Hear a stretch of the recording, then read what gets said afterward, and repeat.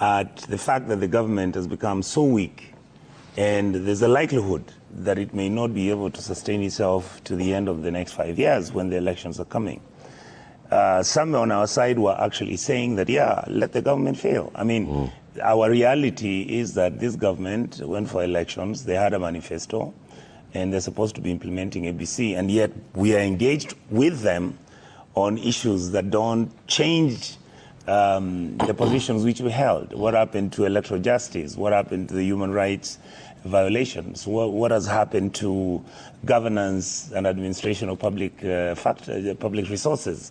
I mean, have the corruption scandals reduced or stopped? No. So in reality, even we in the opposition on ODM have been deeply thinking about what is our role, what should our role be? Should we start then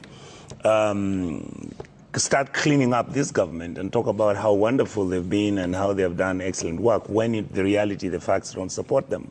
And the question then again on what I want to call ODM-A, their argument was that there's a possibility that Mr. Richard Onyonka, the Senator for Kisii County, has just stated that this government cannot sustain itself for the next coming 5 years. What do you think about it? Because he has explained that there are some things which are happening, which are exposing this government so badly in terms of incompetence, selfishness, corruption, and injustices to the people who voted this government in. So even the power sharing agreement has been exposed by Mr. Rigathi Gachagua, and now Mr. Onyonka says that indeed this government is going to face even more challenges in the coming days because their plan for governance and the ideas they have in place for governance seems to be taking a toll badly at them, and they might not enjoy the coming days because things are going to be very difficult. Kenyans are becoming relentless since they don't like what they are experiencing under this government.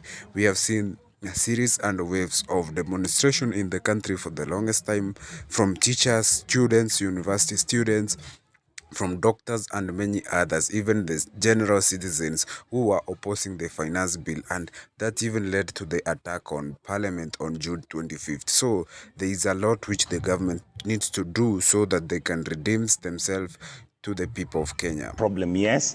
There are challenges which they have, and therefore, yes, they needed help, maybe from ODM or whoever, to make sure that the ship steadies at least for the next 3 years.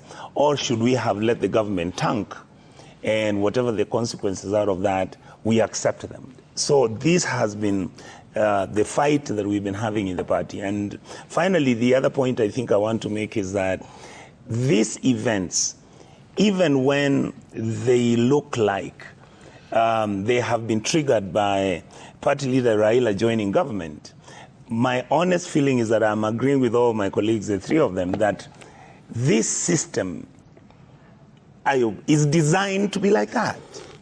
The system doesn't allow a vice president who's going to look at the head of state and tell him, look at what Gachagua is talking about, the abductions. I mean, that is what he should have been done, he should have done. And I really give him credit for that. When these abductions started, he constantly raised them, he constantly talked about them, as many other Kenyans in the civil society and other people are talking about them. Why is it that the president doesn't listen to him? Okay. When you look at the other political issues, don't we really in this country have a serious problem with our tribalism?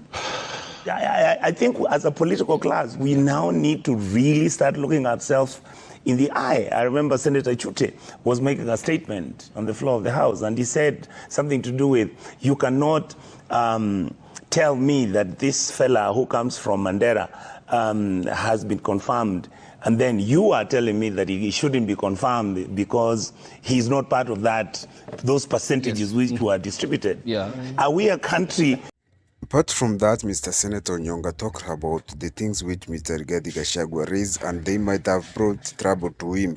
One of them being that he talks about the abductions in the country and things which were happening in the country from the events of parliament and many other things. So when you look at issues like that which Mr. Rigathi Gachagua used to talk about, the president could not listen to him, and those are some of the things which led to the fallout. And Onyonka clearly says that the system is designed that the system is designed that whenever a deputy president raises issues, the president should listen. But the Kenya system maybe does not work like that, as Mr. Richard Onyonka puts it. So there's a lot in Kenya which needs to be readjusted so that it can booster the relationship of the president and the deputy president in the coming years. So as of now, Mr. Rigathi Gachagua has to wait for the confirmation from the Senate.